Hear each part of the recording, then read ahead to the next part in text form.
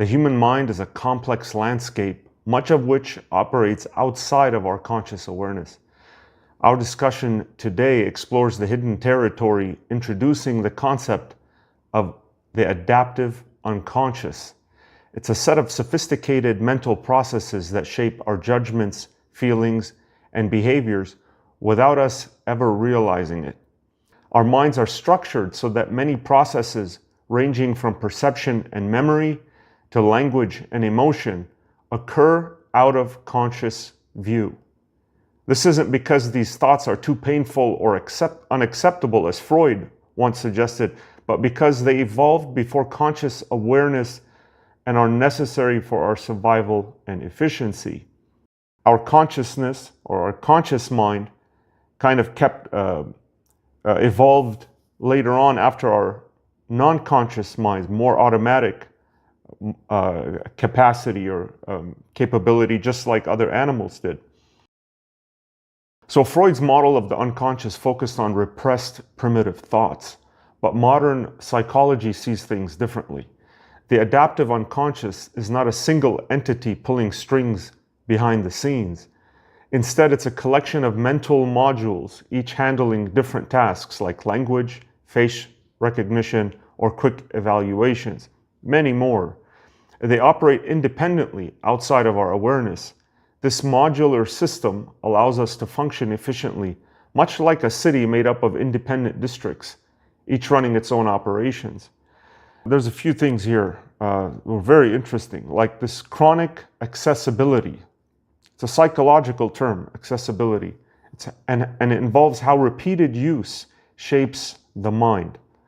So our mind are shaped not just by what is relevant to us, but by what we repeatedly think about and use. So psychologists call this chronic accessibility. It's the more often we use a particular way of judging the world, the more energized and ready to use that concept becomes. So over time, these frequently used ideas and categories, they become default lenses through which we interpret new information, often without us realizing it.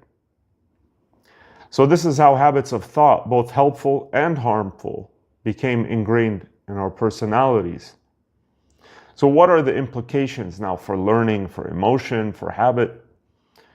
So implicit learning is one of the most important functions of the adaptive unconscious. We are capable of learning complex information without effort or awareness, sometimes even under anesthesia. Like this non-conscious learning is often more effective and faster than conscious memorization. For example, patients under general anesthesia who are given positive suggestions during surgery often recover more quickly, even though they have no conscious memory of what was said. These were studies that were conducted. And this demonstrates that our adaptive unconscious can absorb and act on information even when our mind is completely offline. It highlights the depth and reach of non-conscious learning. So our feelings and preferences can change without our awareness, only coming to light when we reflect on them.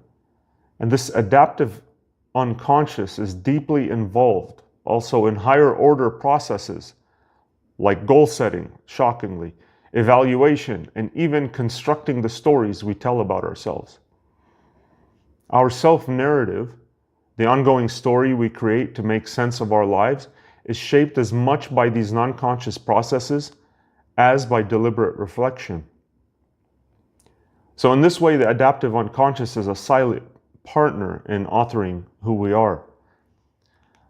Our adaptive unconscious doesn't just influence how we see ourselves, it also shapes how we relate to others. The patterns we develop early in life, often outside of our awareness, become the blueprint for how we connect, communicate, and even choose partners. For example, if you find yourself drawn to similar types of people or repeating certain relationship dynamics, your adaptive unconscious may be guiding those choices based on past experiences and ingrained habits. What beliefs or judgments do you find yourself returning to again and again? How might repeated use have made them your default lens? The purpose of this is to help you identify chronic accessibility in your thinking and how it shapes your perception.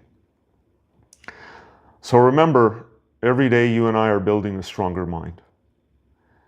I hope you have a chance to check out some of my other videos. You're going to love the next video, maybe a continuation of what we're discussing. So subscribe to be notified when it's ready.